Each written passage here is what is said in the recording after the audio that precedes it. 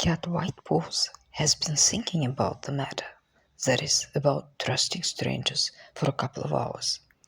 Finally, he concluded that trusting strangers is unavoidable, though risky. At least sometimes.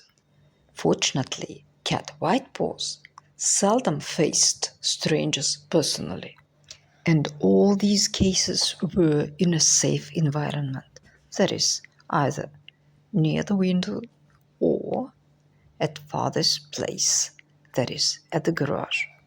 And each time he was cautious at first. He would never go in somebody else's car without dad's permission and encouragement. Unlike him, his friend accepted the invitation of the stranger and entered the stranger's hut. Cat Whitepaws was concerned what would happen next.